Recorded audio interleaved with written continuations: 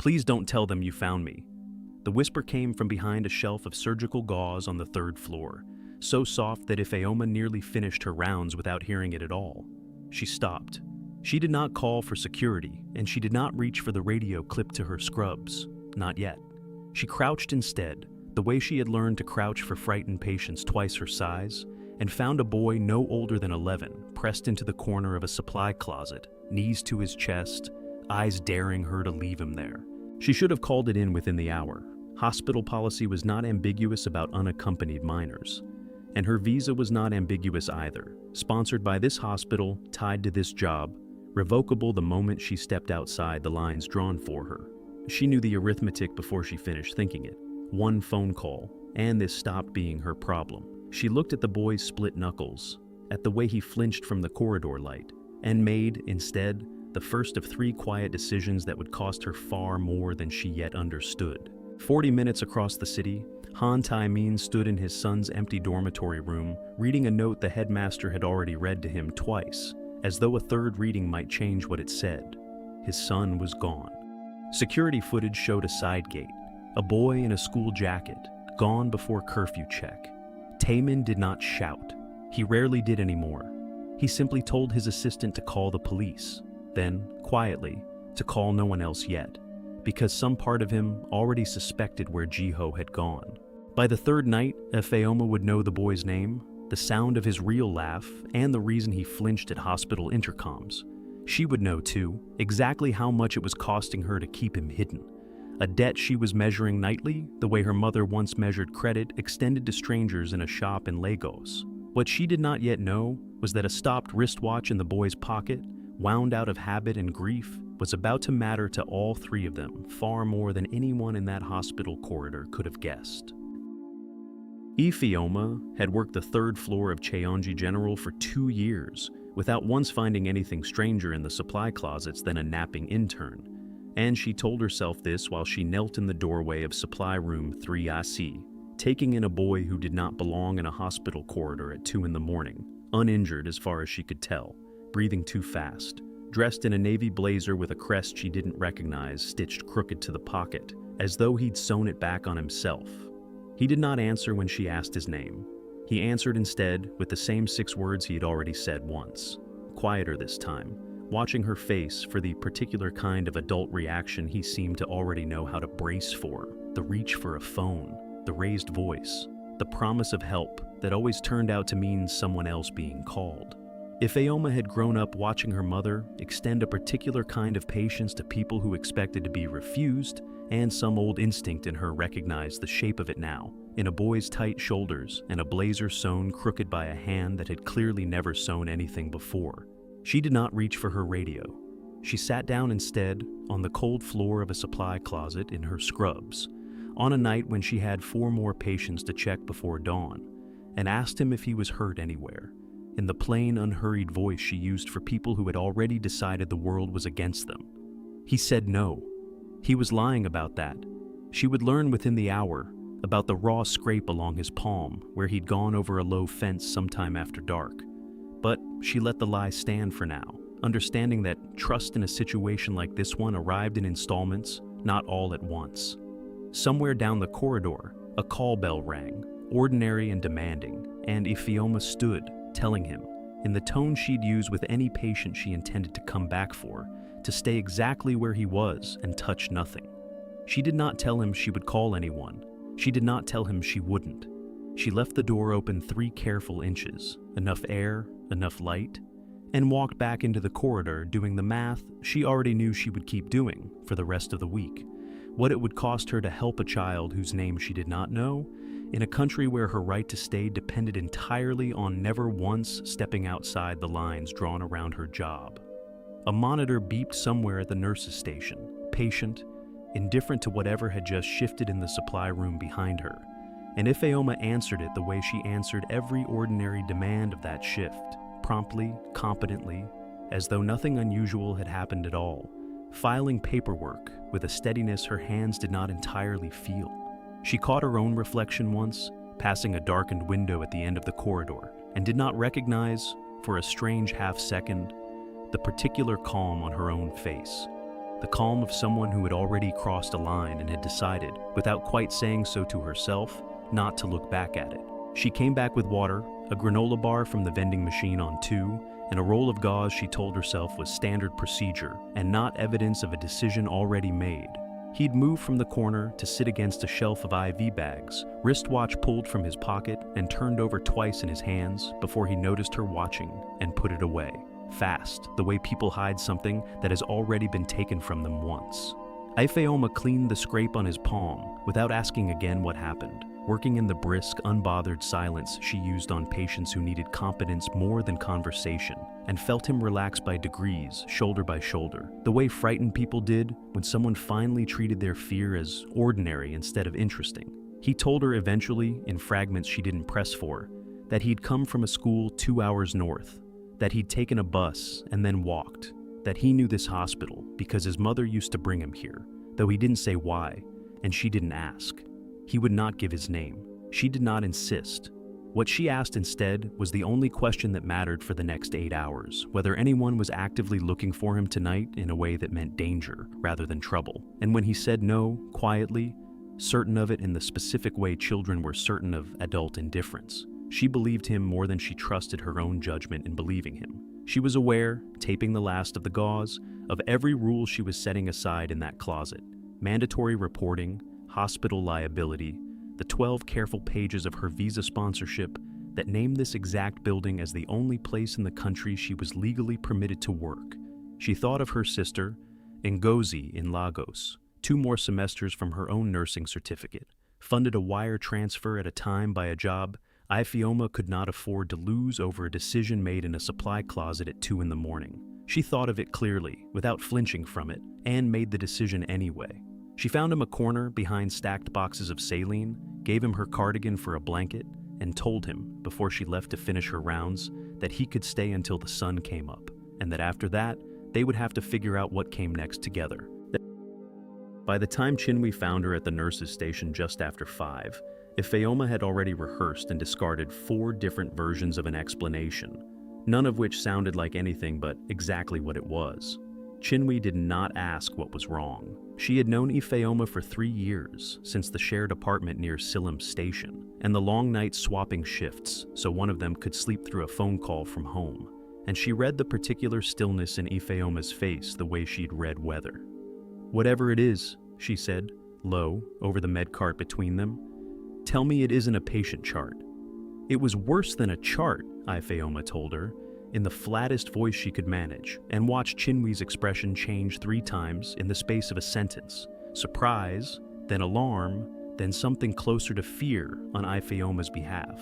Hospital protocol was not a suggestion where minors were concerned, Chinwe reminded her, unnecessarily, since Ifeoma had read the same laminated card taped inside every supply room on this floor more times than she could count. Any unaccompanied child found on hospital premises reported to security within the hour, no exceptions. Liability attached personally to whichever staff member found them and failed to report. "You know what happens to the exception," Chinwe said. "They don't fire the hospital. They fire the nurse who made the call." Down the corridor, the night security guard, passed on his usual sweep, flashlight beams sliding along the closed doors of supply room 3C, without pausing, close enough that Ifeoma felt her pulse in her throat until his footsteps faded toward the stairwell. She did not tell Chinwe where the boy was. She told her, instead, the only true thing she had, that whatever the correct procedure was, calling it in tonight, before she understood who was actually looking for him and why, felt like handing a frightened child directly to the version of this story he was clearly running from. Chinwe did not argue the point, though her face said she wanted to. She simply looked at Ifeoma for a long moment, the way you look at someone about to do something you can't talk them out of, and said she'd cover the East Wing for the next hour, no questions. Because whatever Ifeoma was about to do, she'd rather not be able to say under oath that she'd seen it happen. The decision that mattered was not the first one, made half asleep in a supply closet before dawn. It was the one Ifeoma made at 9 that morning, off shift, standing in the hallway outside the staff locker room, with her coat still on and her phone in her hand, security's direct line already dialed and waiting for her thumb to finish the call. She did not finish it.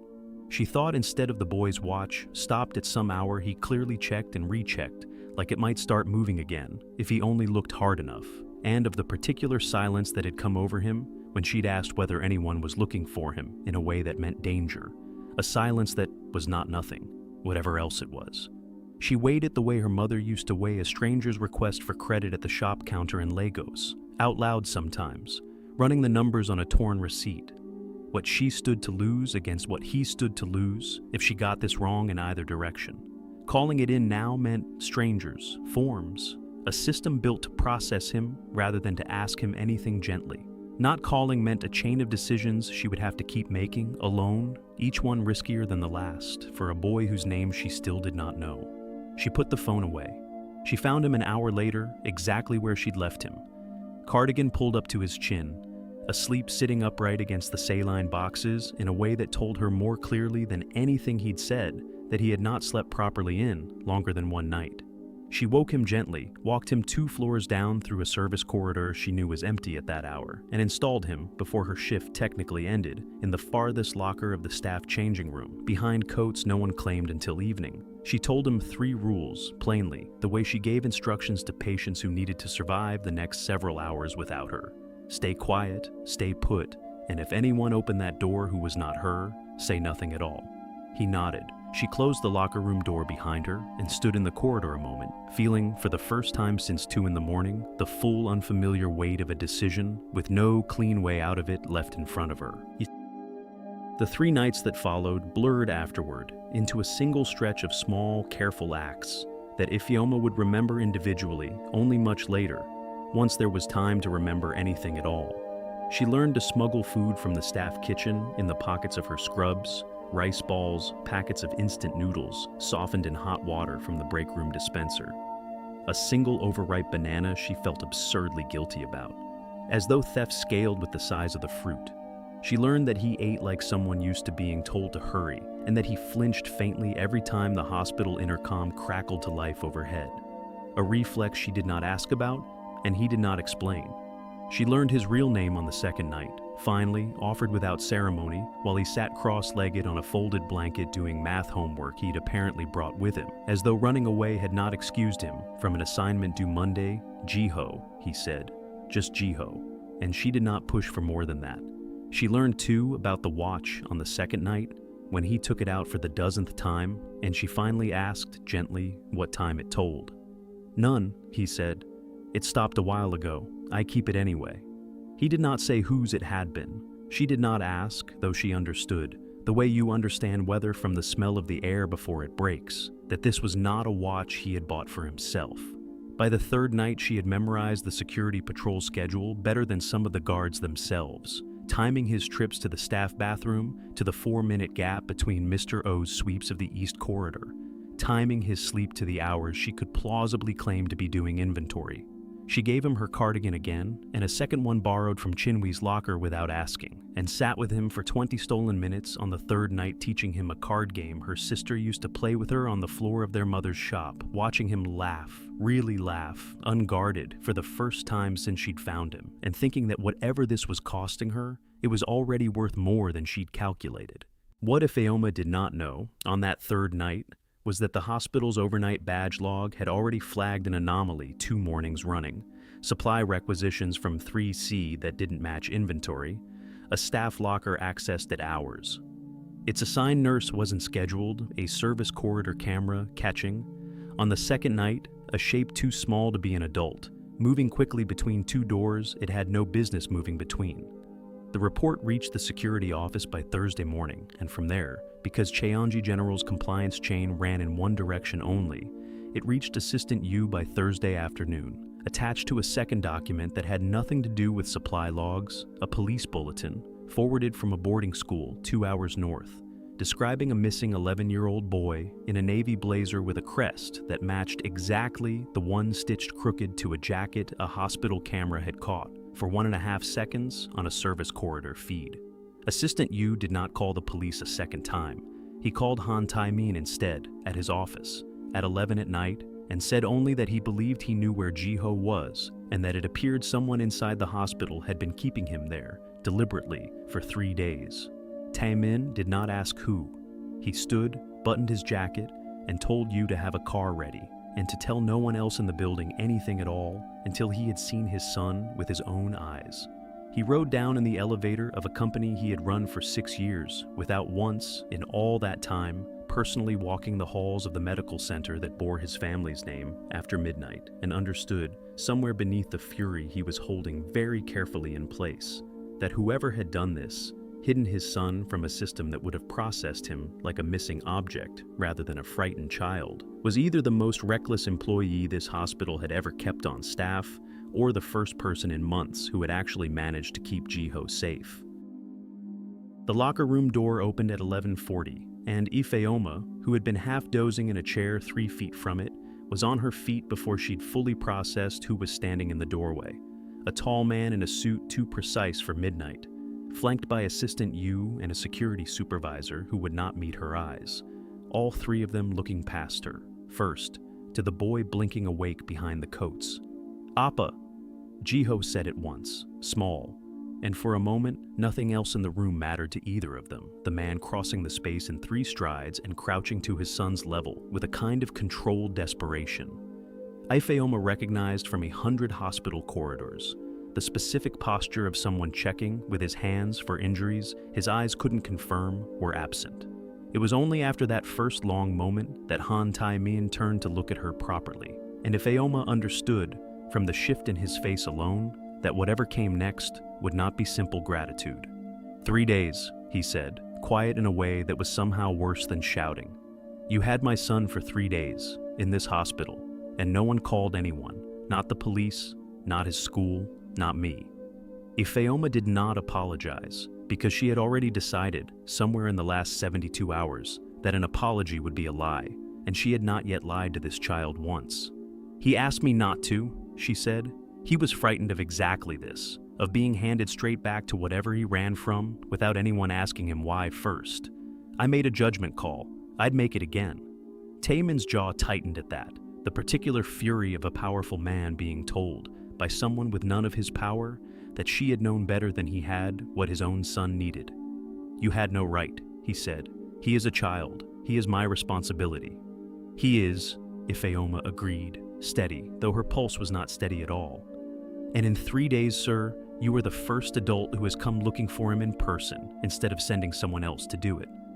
The silence that followed lasted long enough that Assistant Yu shifted his weight twice, and Jiho, still gripping a fistful of his father's sleeve, spoke before either adult could. She didn't do anything wrong, he said, fierce in the particular way of children defending the one adult who had recently been kind to them. She fed me, she fixed my hand, she let me sleep. If she'd called anyone, they would have just sent me back without asking me anything, same as always. Taemin looked at his son for a long moment, something in his expression working through several things at once. Relief, and beneath it, unmistakably shame, the specific shame of a father, hearing secondhand that his child had trusted a stranger's hospital closet over his own household. He straightened, and when he spoke again to Ifeoma, his voice had lost its edge, replaced by something more careful, more transactional, the tone Ifeoma recognized from every wealthy family she'd ever worked near, the instinct to solve a debt of gratitude the fastest available way. He named a figure, offered without apparent effort, framed as thanks rather than payment, and told her Assistant Yu would arrange the transfer by morning, along with whatever paperwork protected her position here going forward. If Ifeoma looked at the number, he'd named the way she might look at an insult wearing polite clothing. I didn't do this for money, she said, and I'd rather you didn't offer it like the conversation is now finished. Taemin blinked, visibly recalibrating, unused, she guessed, to having a transaction refused before it was fully proposed. Then what do you want? He said, not unkindly, just genuinely uncertain, and Ifeoma found she had an answer ready faster than she expected. She wanted her job protected, formally, in writing, from any consequence of the last 3 days. She wanted no report filed against her for the missed protocol, since the boy had come to no harm under her watch, whatever the paperwork said about the correct order of operations. And she wanted, though she hesitated slightly before saying it, some honest accounting of why an 11-year-old had traveled 2 hours alone, rather than call the number every emergency contact card in the country listed first. Taemin agreed to the first 2 conditions without argument, The third she noticed, he did not answer at all. He looked instead toward his son, still curled against a bank of lockers with her borrowed cardigan around his shoulders, and something in his expression told Ifeoma that the answer existed somewhere behind that silence, only not one he was ready yet to say out loud, in front of her, on the first night he had understood how far his own household had drifted from the boy sitting in it. The arrangement that followed was never formally named, though everyone involved understood its shape well enough. Jiho returned to his boarding school within the week, quieter than before, but not, his teachers noted, worse, and twice a month, on a schedule his father arranged without asking Ifeoma whether it suited her shifts, which it usually didn't. Jiho came to Cheonji General for what the paperwork called routine follow-up, and what everyone privately understood to mean 40 minutes in the hospital cafeteria with the one nurse who had not, at any point, treated him like a problem to be managed. He brought his math homework the first few times, out of habit, and Ifeoma helped him with fractions between patients with a patience she suspected surprised them both, until the homework became less of an excuse and more of an actual routine. The two of them at a corner table by the vending machines, working through problem sets while a rotation of hospital staff pretended not to notice how thoroughly the chairman's son had adopted a spot that used to belong to no one in particular. Chinwe, passing through for her own break one Thursday, watched them for a moment before sliding into the seat beside Ifeoma uninvited, and asked, low, whether Ifeoma understood what she was building here, whether she'd thought at all about where a friendship like this one was headed, once the gratitude wore off, and ordinary people started asking ordinary questions about a hospital nurse and a Chibol's son. Ifeoma said she hadn't thought that far, which was mostly true, and Chinwe, who had known her long enough to recognize when a thing was already further along than Ifeoma wanted to admit, let it go without pushing, though not without a look that promised the subject wasn't closed. Ifeoma told herself it was simple enough. A frightened child had asked for one thing, and she had kept giving it, 40 minutes at a time, without expecting it to grow into anything else. She did not examine too closely why she found herself rearranging her shift preferences around a schedule set by an assistant she'd never met, or why she'd started keeping a second pack of the vending machine snacks Jiho actually liked instead of whatever was cheapest. Some habits, she told herself, formed themselves quietly enough that you only noticed them once someone else pointed them out. It was during the fourth visit in early autumn that Jiho finally told her why he had run. He had not planned to explain it. She understood that from how the words came out sideways, in the middle of an unrelated math problem, as though he'd been carrying the sentence around for weeks, waiting for an opening small enough to slip it through. His father had signed the paperwork for a boarding school in Boston back in July, he said, not looking up from his notebook. The transfer scheduled for the following spring, arranged entirely through Assistant U, discussed with the school's admissions office, the shipping company, even the family's travel agent, discussed, in other words, with everyone except Jiho himself, who had learned about his own relocation from an itinerary left open on a tablet in the kitchen. He didn't even ask if I wanted to go, Jiho said, quiet, working a pencil eraser against the corner of the page hard enough to tear it slightly. Uma used to ask me things, even small things, what I wanted for dinner, if I wanted the window seat. He took the watch out then, turning it over the way he always did, and Ifeoma understood, watching him, that the stopped hands weren't an accident of neglect, but a decision, that winding it forward would mean accepting that the last morning his mother had touched it was 2 years further behind him than it used to be. She used to check it and tell me when it was time to go somewhere together, he said. I don't want it to say a different time than it said then. Ifeoma did not tell him that was not how time worked, or that eventually it would matter more to keep moving forward than to stay fixed at an hour he could no longer return to. She asked instead gently whether he had ever told his father any of this. The watch, the boarding school, the itinerary he'd found by accident. And Jiho shook his head, certain in the particular way of a child who had already decided, correctly or not, that being asked and being told were two very different kinds of attention, and that his father, lately, only offered the second. Han Tai-min began arriving earlier than the arrangement required, a habit that started, he told himself, because traffic from the office was unpredictable and continued long after he'd stopped believing that explanation himself. He would find a seat near enough to the cafeteria's corner table to watch without hovering, ostensibly reviewing reports on his phone, Actually watching the particular way Ifeoma redirected his son's frustration with a fraction problem into something closer to curiosity without once raising her voice or reaching for the answer herself. It was, he noted, not so different from the way she'd handled him that first night in the locker room, steady, unhurried, entirely unimpressed by whatever authority he assumed he was carrying into the room. He watched her with other patients too, on the days his schedule ran long enough to see it. An elderly man confused about his discharge papers, calmed by nothing more complicated than Ifeoma sitting down at his eye level and repeating the instructions slowly, twice, without a trace of the impatience Taemin had come to expect from institutions handling people who move too slowly for them. He found himself, on one particularly long Thursday, staying 20 minutes past Jiho's appointment simply to watch her work, and caught himself doing it and felt, for the first time in longer than he wanted to examine, something that was not quite attraction and not quite admiration, but sat uncomfortably close to both, unfamiliar enough that he did not immediately know what to do with it. He mentioned none of this to Assistant Yu, who had begun tactfully to schedule fewer of Taemin's other appointments around the cafeteria visits than strictly necessary. A small kindness Taemin noticed and did not comment on either. The conversation that changed something between them happened almost by accident, on an evening when Jiho had fallen asleep mid-homework against Ifeoma's shoulder, and neither adult wanted to be the one who woke him. Taemin sat down across the small table without asking, which Ifeoma noted was the first time he'd done that, rather than remaining standing at a careful, deliberate distance. And after a silence that stretched longer than either of them meant it to, he said, not quite to her, and not quite to himself, that his wife used to sit exactly where Jiho was sitting now, on the rare evenings she'd insisted the three of them eat somewhere that wasn't the house, because a house, she used to say, was easy to hide inside of.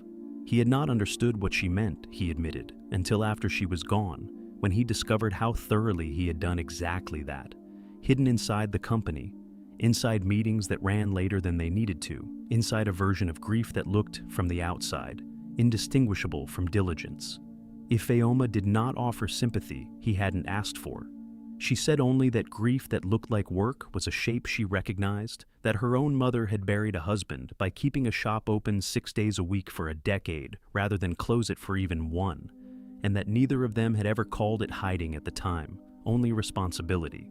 Taemin looked at her for a long moment, something loosening slightly in his face, and said that he was beginning to suspect his son had learned to be still, actually still, without flinching at a hospital intercom, or checking a broken watch every few minutes, only in the last several months, and that he was fairly certain it wasn't because of anything he himself had done. Ifeoma did not correct him. She simply reached over and gently shifted the boy's weight so his neck wouldn't ache when he woke, and let the silence between the two adults sit there, comfortable enough, neither of them naming what it was becoming.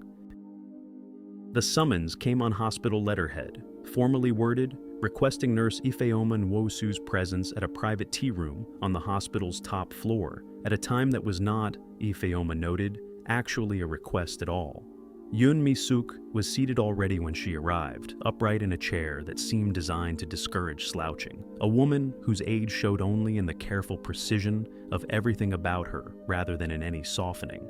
She did not stand. She gestured instead to the seat across from her, poured tea for both of them with the unhurried economy of someone who had performed this exact ritual as both host and weapon for 6 decades, and waited until Ifeoma had taken one polite sip before she began.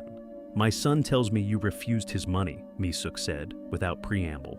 "I find that either very foolish or very calculated, and I have not yet decided which." Ifeoma set her cup down carefully. "I refused the transaction," she said. "I didn't refuse the job protection he offered, and I wouldn't call either of those things foolish or calculated. I'd call them the terms I was comfortable with." Mi-suk's expression did not change, though something in her posture sharpened, the attention of a woman recalibrating an opponent she'd underestimated. "You understand what people will say," she continued, "about a foreign nurse who spends unsupervised evenings with my grandson and grows apparently quite close to my son as well. You understand the shape of the story, even if it isn't true." "I understand it," Ifeoma said, "because I've heard versions of it about women who look like me since I arrived in this country. I didn't come here for your family's approval, ma'am. I came here to work, and I stayed close to your grandson because he asked me not to leave him alone in a supply closet and nobody else in this hospital was willing to make that particular decision at 2 in the morning. Mi-suk studied her for a long moment over the rim of her own cup, and Ifeoma understood that this precisely was the test, not the question about money, which had been almost incidental, but whether she would flinch, apologize, or shrink under the weight of a woman used to being deferred to instantly. She did none of those things, and the silence that followed felt, to Ifeoma, less like defeat than like the closing move of a negotiation whose terms she hadn't fully understood until it was already over. "My daughter-in-law," Mi-suk said finally, and something in her voice changed register slightly, softened at an edge Ifeoma hadn't expected to find there, "was the last person in this family who spoke to me the way you just did, without flattery, without fear, as though I were simply a person she disagreed with, rather than an obstacle she needed to manage." She set her cup down. "I have watched a great many people learn to want things from this family: money, position, the appearance of belonging to it. I have not yet decided what you want, Nurse Nwosu, and until I do, I intend to keep watching." It was not approval. Ifeoma understood that clearly enough as she left the tea room, her pulse only now beginning to slow, and understood, too, that whatever test this had been, she had not so much passed it as survived an opening round of one that was not yet finished. She told Chinwe about it that evening in the flattest recitation she could manage, and Chinwe, who had grown up watching her own grandmother wield exactly this kind of quiet, formidable scrutiny over a much smaller household, said only that a woman like that didn't summon you to a private tea room to dismiss you. She summoned you to see whether you were worth the trouble of continuing to worry about, and that the fact Ifeoma had walked out of that room upright, rather than smaller than she'd walked in, probably mattered more than anything either of them had actually said. Ifeoma wanted to believe that. She was not yet certain she did, and she carried the uncertainty home with her that night, the way she'd once carried the boy's watch in her mind without meaning to. A small, unresolved weight, ticking somewhere just beneath the surface of an otherwise ordinary evening. The article ran on a Tuesday under a byline Ifeoma did not recognize, Song Ha-yoon, a name she would come to know intimately over the following week, beneath a headline that managed in 11 words to imply everything it could not legally state outright: a foreign hospital worker, a grieving chaebol heir, a visa conveniently protected, a child conveniently attached. There were no direct quotes from Ifeoma because no one had asked her anything. There were instead careful phrases attributed to unnamed hospital sources. A photograph of her leaving the building beside Taimin's car that had been cropped to suggest an intimacy the original image Ifeoma suspected had not actually contained. Director Bayek, head of hospital compliance and public relations, called her into his office before her shift had properly started, closed the door with a care that told her exactly how serious this was meant to look, and laid the article on his desk between them like evidence. "The hospital cannot be seen protecting an employee at the center of a story like this," he said, not unkindly, in the tone of a man delivering bad news he'd convinced himself was reasonable. "A voluntary resignation now, quietly, would be considerably better for you than whatever this becomes if it isn't resolved on our terms." Ifeoma sat very still, doing the arithmetic she'd learned to do, fast, out of necessity, over the last several months. What a resignation on these terms would mean for her visa sponsorship, for the reference she'd need for any hospital that came after this one, for the money still owed on Ngozi's final semester back in Lagos. "I haven't done anything that violates my contract," she said. "I'd like that stated clearly before we discuss resignation." Beck's expression suggested this was not the response he'd been expecting, and possibly not one he had a prepared answer for. He gathered the article back into its folder with the careful movements of a man buying time, and told her the hospital would review its position and speak with her again by the end of the week, a sentence that sounded, to Ifeoma, considerably less final than the one he had walked in prepared to deliver, though she left his office with no illusions that the matter was anywhere close to settled. By the end of the week, the story had grown legs of its own, repeated and reshaped across smaller outlets that added speculation, where the original article had left careful gaps, a rumored payoff, a rumored pregnancy scare that was entirely invented, a rumored scheme involving her sister's tuition back home, details close enough to true facts to feel plausible to anyone who hadn't lived them. Staff at the hospital, who had never spoken to Ifeoma before, now avoided her in corridors, or worse, watched her with the particular curiosity of people deciding which version of the story to believe. Chin-wee fielded 2 calls from reporters asking about her friend's character, and gave neither of them anything usable, though the effort cost her, visibly, in a way she didn't mention until later. Ji-ho heard a version of it from classmates before his father managed to shield him from the coverage entirely. Someone had shown him a headline on a phone during lunch, laughing about it in the particular cruel way children repeat things they don't fully understand. And he called Ifeoma that evening from a number she didn't recognize, his voice smaller than she'd heard it in months, asking whether it was true that she was in trouble because of him, whether he should tell everyone what actually happened in the supply closet, whether that would make it stop. She told him, as steadily as she could manage, that none of this was his fault, and that he should not, under any circumstances, involve himself in fixing an adult problem that adults had made considerably worse than it needed to be. She did not tell him that she had, that same afternoon, quietly priced a one-way ticket to Lagos, or that she had begun, for the first time since arriving in this country 4 years ago, seriously weighing whether the version of her life still possible here was worth what it would now cost to keep it. She sat that night with the ticket price still open on her phone, the cursor blinking beside a purchase button she had not yet pressed, and thought, not for the first time, of a shop counter in Lagos, and every decision that had ever cost more than it first appeared to. The board meeting Taemin called was not technically about the article at all. It had been scheduled weeks earlier to review the hospital's quarterly expansion budget. But everyone in the room understood, from the moment Director Bayek raised the subject of recent reputational concerns during the closing minutes, that this was the real agenda finally surfacing. Beck recommended formally that the hospital distance itself from the situation entirely. A quiet resignation already arranged, a statement emphasizing the hospital's commitment to proper protocol, no further comment on any personal relationship, real or alleged, involving the chairman's family. It was, Taemin understood, the safe recommendation, the one that would make the story die within a news cycle and cost the company nothing measurable. He let the silence after Bayek's recommendation sit for longer than was comfortable, aware of 11 board members watching him decide something in real time. Then he said plainly that Nurse Nwosu would not be resigning, that she had done nothing that violated hospital policy in any way that warranted it, and that if the board wished to discuss the matter further, he would prefer to discuss the actual facts rather than the shape of a tabloid headline. He laid out, without notes, exactly what had happened over those 3 nights, not to defend a relationship the board had no right to an opinion about, but to correct a record that had been allowed to stand uncorrected for a week, while it did damage to someone who had, by any honest account, kept his son safer than the institution's own protocols would have.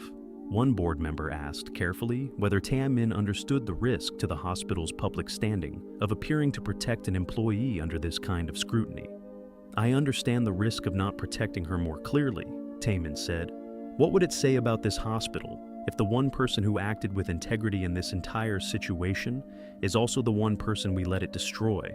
Ifeoma learned about the board meeting from Chin-wee secondhand before she heard anything official, and her first reaction, sitting alone in her apartment above the laundromat with the plane ticket still unpurchased on her phone, was not relief but a kind of wary suspicion she didn't examine closely until later. Being defended, she understood, was not the same as being safe, and she had learned, over 4 years in this country, to be careful about mistaking the first for the second. When Taemin came to see her that evening, still in his meeting suit, visibly uncertain of his welcome in a way she hadn't seen from him before, she let him explain what he'd said to the board without interrupting, and then told him plainly that she appreciated it and that it did not automatically mean she was staying. "I've spent 4 years building a life here that could disappear the moment someone more powerful than me decided it should," she said. "I won't spend the next 4 building one that depends on you deciding every time to defend it. If I stay, it has to be because the ground under me is actually solid, not because you're standing on it with me." Taemin listened to that without arguing, which she noted, and asked, when she'd finished, what would make the ground solid in terms she could actually trust rather than promises he could revoke as easily as he'd made them. Ifeoma had an answer for that too, one she'd been assembling for days without quite admitting she was assembling it, a formal written commitment from the hospital, independent of any personal relationship with him, protecting her position and her sponsorship, regardless of what happened between the two of them going forward. She wanted her safety separated permanently from his affection. Taemin said that could be arranged by the end of the week. Ifeoma said that if it was, she would consider, for the first time since the article ran, actually unpacking the bag she had halfway packed 3 nights ago. The hospital's written commitment arrived, as promised, within the week.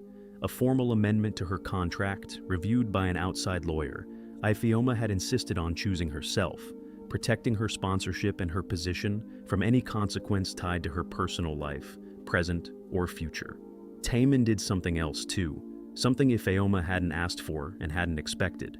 He directed a portion of the hospital's community fund toward a new support program for immigrant medical staff, modest at first, covering legal fees for visa renewals and a proper translation service for employees navigating Korean paperwork in a language that wasn't their first. And he named it, without consulting the board on the wording, after his late wife, because Soo-yeon, he told Ifeoma quietly, had spent the last year of her life saying the hospital treated its foreign staff like equipment rather than people, and had never gotten the chance to fix it herself. He asked Ifeoma to help design the program's first year, not as a favor to him and not as compensation for anything, but because she understood, in a way the hospital's own administrators did not, what the gaps actually were. Ifeoma said yes to that on her own terms, in writing, with her own name on the proposal rather than his. Director Bayek, to no one's particular surprise, issued a brief public statement 2 weeks later, correcting the earlier coverage, though it ran with considerably less attention than the original article had, which struck Ifeoma as its own small, unglamorous kind of justice, the truth arriving quietly, doing its work without applause, the way most true things eventually did. Song Ha-eun, for her part, never printed a retraction, though a second, more careful piece appeared under her byline a month later, describing the immigrant support program without mentioning Ifeoma by name at all, which Ifeoma decided, after some thought, was close enough to an apology as she was ever likely to get, and probably more useful to the next nurse in her position than a headline correcting her own story would have been.